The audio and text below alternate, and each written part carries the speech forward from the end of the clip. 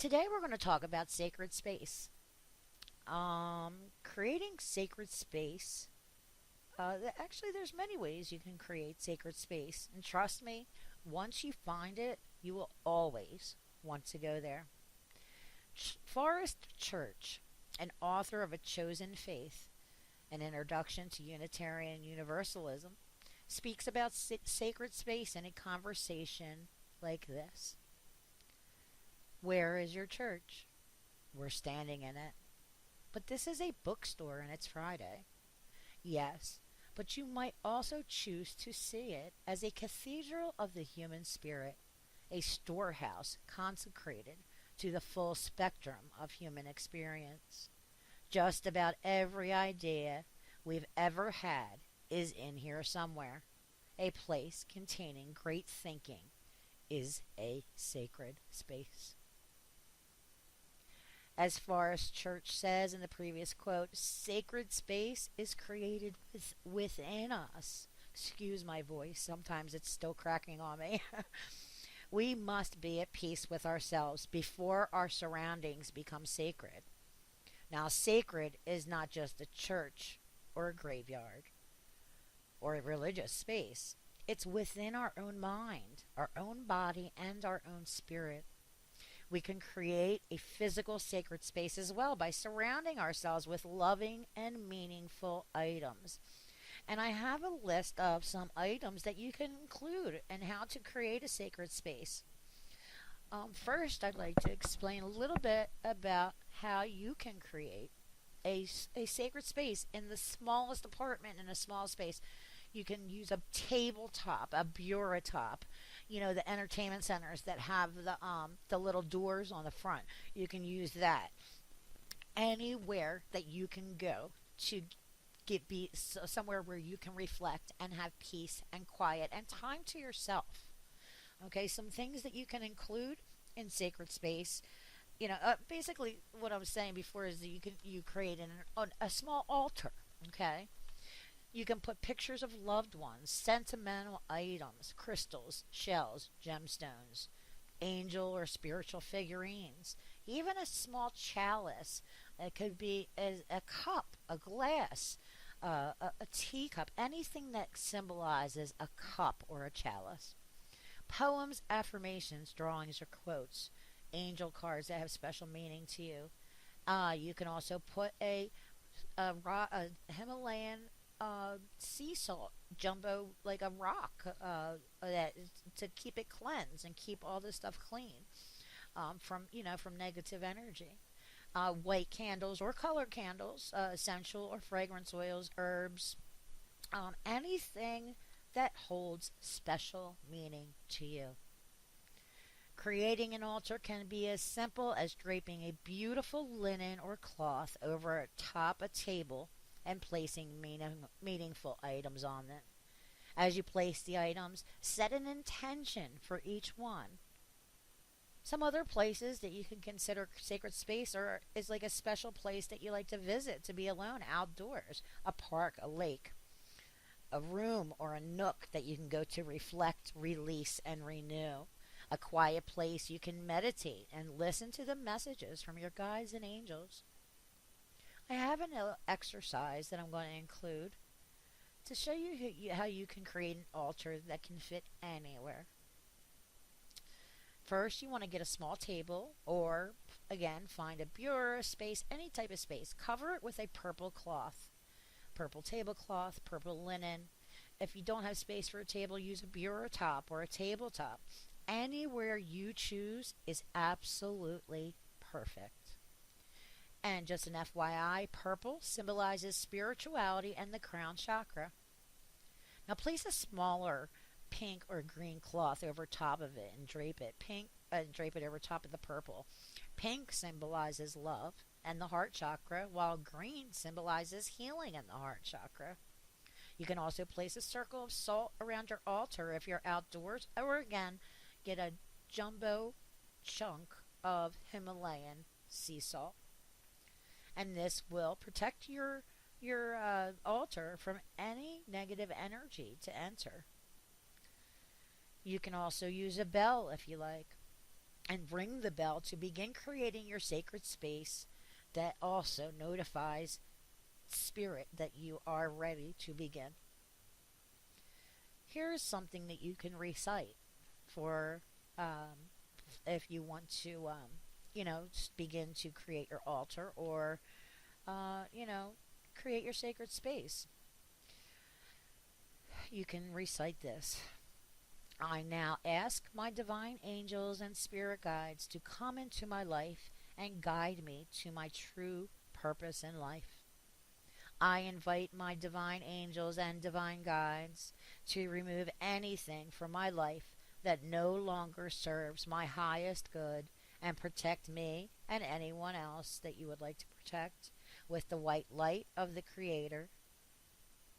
You can ring the bell and visualize the white light surrounding you as you continue to create your sacred space. When finding meaningful items for your altar, you should include something that symbolizes each element: water, fire, air, earth, and spirit. Water can be symbolized with any item from the sea, such as seashells or a chalice or cup, and you can even place water in it.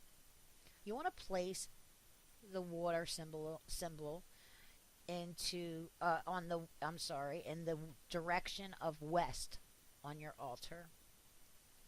Fire can be symbolized with a candle and placed in the south direction of your altar.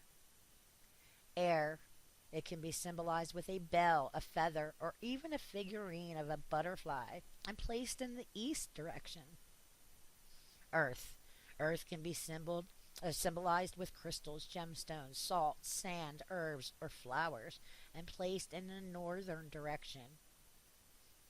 Spirit can be symbolized with an angel figurine, an angel picture, or even a triangle or number 5, something to represent the fifth element and placed into the center of your altar. Be creative. Be sure to place your intention with each piece that is placed on your altar. Remember that our thoughts create our reality, so stay positive as you can. As you place each item on your altar, recite the following according to each direction. First, take a few deep breaths, and when you're ready, ring the bell. Invite Archangel Michael, the Archangel of the South, by saying, I now invoke the mighty and powerful Archangel Michael, Angel of the South, and the element of fire to stand at my right hand side. Please grant me the strength, courage, integrity, and protection I need to fulfill my purpose in this life. Please use your sword to cut away any doubts and negativity. Surround me with your protection so that I may always work on the side of good. Thank you, Archangel Michael. And then you can ring your bell and pause for 20 to 30 seconds, visualizing Michael standing beside you and listening for any messages that he may have for you. When you're ready, invite Archangel Uriel to stand at your left-hand side. Recite the following. I now invite the mighty and powerful Archangel Uriel, Angel of the North, an element of earth, to stand on my left-hand side. Please release all my tensions, worries, and insecurities. Grant me tranquility and peace of mind. Help me to serve others and to give and receive generously. Thank you, Archangel Uriel. And again, you can ring your bell. Pause again for 30 seconds and see if you receive any messages from Archangel Uriel. You'll sense Uriel standing to your left. Smile and acknowledge his presence. Listen for any messages that any of the archangels have for you. When you're ready, invoke Archangel Raphael to stand in front of you. Again, ring your bell.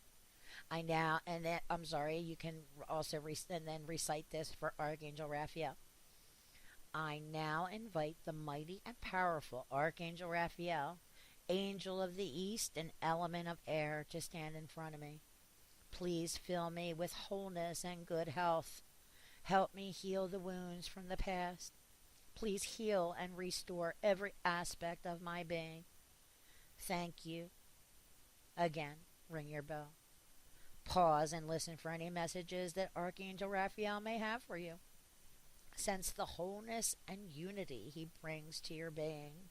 Even if you don't receive a specific message, just listen and follow your intuition.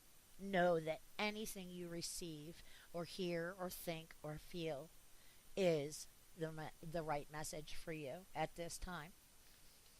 Again, when you feel ready, ring the bell. Ask Archangel Gabriel to stand behind you and recite the following. I now invoke the mighty and powerful Archangel Gabriel, Angel of the West, and the element of water to stand behind me. Please bring me wisdom, knowledge, and understanding so that I may always walk in the light. Remove all my doubts and fears and purify my body, mind, and spirit. Thank you, Archangel Gabriel.